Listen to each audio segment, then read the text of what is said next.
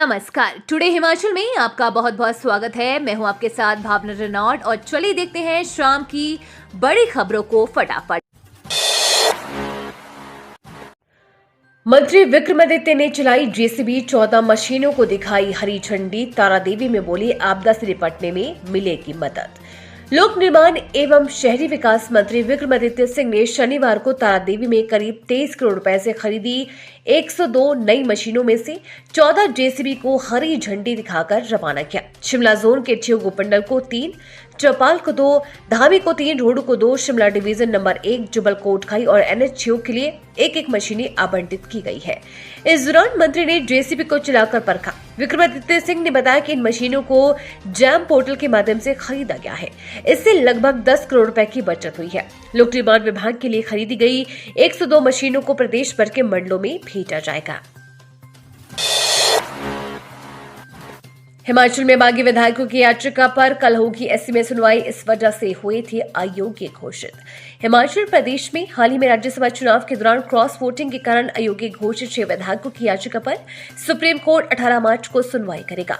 इन 6 विद्रोहियों सुधीर शर्मा, रवि ठाकुर, राजेंद्र राणा, इंद्रदत्त लखनपाल, चैतन्य शर्मा और देवेंद्र कुमार भुट्टो को सदन में पार्टी के पक्ष में मतदान करने की कांग्रेस के विहिप का उल्लंघन करने के लिए अयोग्य घोषित कर दिया गया था। शीर्ष अदालत की वेबसाइट पर अपलोड की गई सोमवार की वाद सूची के अनुसार याचिका जस्टिस संजीव खन्ना और जस्टिस दीपांकर दत्ता की पीठ के समक्ष सुनवाई के लिए आएगी। उल्लेखनीय है कि 12 मार्च को शीर्ष अदालत ने याचिका पर सुनवाई के दौरान पीठ ने याचिकाकर्ताओं से पूछा था कि उन्होंने अपनी अयोग्यता को चुनौती देने के लिए हाईकोर्ट का रुख क्यों नहीं किया।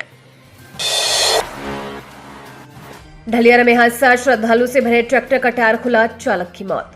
ढलियारा स्थित सत्संग घर के समीप एक तीखे मोड़ पर अचानक श्रद्धालु से भरे ट्रैक्टर का टायर खुल गया। हादसे में ट्रैक्टर चालक की मौत हो गई है। मृतक चालक की पहचान काका निवासी फिरोजपुर के तौर पर हुई है। सूचना मिलते ही पुलिस ने मौके पर पहुंचकर शव को कब्जे में लेकर पोस्टमार्टम के लिए देहरा अस्पताल भेज दिया है। पुलिस ने घटना के संबंध में मामला दर्ज कर आगामी कार्रवाई शुरू कर दी है। ट्रैक्टर में सवार अन्य लोगों ने बताया कि वो पिछले 11 साल से देवियों के दर्शन व बाबा भड़बाग सिंह के दरबार जाते हैं, लेकिन देर रात ढलियार के तीखे मोड़ पर ट्रैक्टर का टायर खुल गया। ट्रैक्टर चालक काका ने अपनी जान बचाने की कोशिश करते हुए ट्रैक्टर से छलांग लगा दी, जिससे वह सड़क किनारे लगी लोहे की सुरक्षा दीवार से उसका सिर टकरा गया और उसकी मौत हो गई। चुनाव को लेकर शिमला पुलिस के पुख्ता इंतजाम, सील होंगे इंटरनेशनल बॉर्डर। लोकसभा चुनावों की घोषणा के बाद अब शिमला पुलिस ने सुरक्षा व्यवस्था के लिए इंतजाम कर दिया है। जिला में चुनाव शांतिपूर्ण और निष्पक्ष तरीके से हो, इसके लिए शिमला पुलिस ने प्लान तैयार कर लिया है। इस प्लान के तहत अब अंतर्राज्यीय बॉर्डर सील किए जाएंगे। अंतर्राज्यीय बॉर्डर से आने वाले जाने वाले लोगों पर कड़ी निगरानी रखी जाएगी। शिमला पुलिस के अधिकारियों का कहना है कि चुनाव के दौरान शराब और अन्य नशीले पदार्थों की तस्करी करने वालों पर कड़ी कार्रवाई अमल में लाई जाएगी। रात्रि और दिन दोनों समय में पुलिस की गश्त जारी रहेगी। हिमाचल में कांग्रेस के तूफान की लहरों पर सवार भाजपा, विधानसभा उपचुनाव लोकसभा चुनाव के साथ होने से इम्तिहान। हिमाचल की सियासत में आए तूफान की लहरें शांत नहीं हुई है, उनका असर लोकसभा चुनाव में भी नजर आएगा। भाजपा को इन लहरों के सहारे अपनी नैया पार लगाने की आस है। हिचकोले न रुके तो कांग्रेस के नाव को भंवर से निकलना मुश्किल होगा। लोकसभा चुनाव के साथ ही इस बार अयोग्य घोषित किए गए कांग्रेस के 6 विधायकों के क्षेत्रों में विधानसभा उपचुनाव भी होने से चुनावी माहौल दिलचस्प हो गया है। ये चुनाव कांग्रेस व भाजपा ही नहीं, राज्य की सुख सरकार की भी दशा दिशा तय करेंगे। राज्यसभा चुनाव के बाद ये सरकार के लिए एक और इम्तिहान होगा।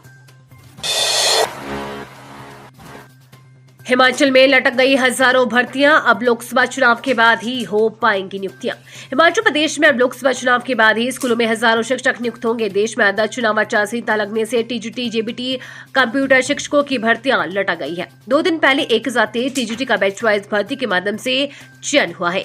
इन शिक्षकों को नियुक्ति के लिए अब जून तक का इंतजार करना होगा। 1161 पदों पर जेबीटी की बैच वाइज भर्ती का परिणाम भी जून में ही जारी होगा।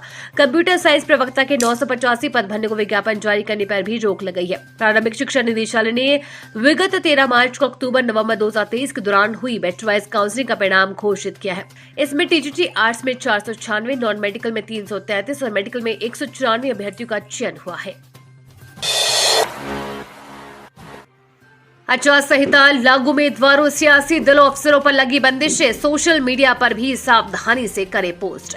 लोकसभा चुनाव और विधानसभा उपचुनाव के लिए आदर्श आचार संहिता लागू हो गई है। ऐसे में उम्मीदवार ऐसा बयान नहीं दे सकते जिससे किसी व्यक्ति की शालीनता और नैतिकता का हनन होता है। कोई भी उम्मीदवार ऐसी गतिविधि में शामिल नहीं होगा जो आपसे घृणा पैदा करे और वोट हासिल करने के लिए जाति या सांप्रदायिक आधार पर कोई अपील नहीं करेगा। सार्वजनिक या निजी स्थान पर सभा आयोजित करने, जुलूस निकालने और लाउडस्पीकर इस्तेमाल करने से पहले स्थानीय पुलिस अधिकारियों से लिखित अनुमति लेनी जरूरी है।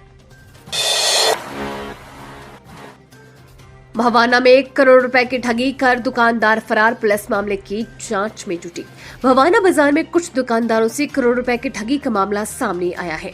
जानकारी के अनुसार पंजाब के आदमपुर शहर का एक व्यक्ति पिछले 4 वर्षों से भवाना में कपड़े की दुकान चला रहा था। उसने यहाँ के कुछ दुकानदारों, नौकरी पेशा लोगों से अच्छे संबंध स्थापित करके उनके लाखों रुपए कहीं लगवा दिए। ये व्यक्ति लोगों को रुपयों के बदले ब्याज के रूप में मोटी रकम दे रहा था, लेकिन पिछले दिनों लोगों को उक्त कपड़ा विक्रेता पर शक हुआ तो उन्होंने कपड़ा विक्रेता पर अपने पैसे वापस देने के लिए दबाव बनाना शुरू किया। शुक्रवार को दोपहर 1 बजे कपड़ा विक्रेता अचानक कहीं चला गया और उसका मोबाइल फोन भी स्विच ऑफ हो गया, जिससे लोगों की परेशानी और बढ़ गई।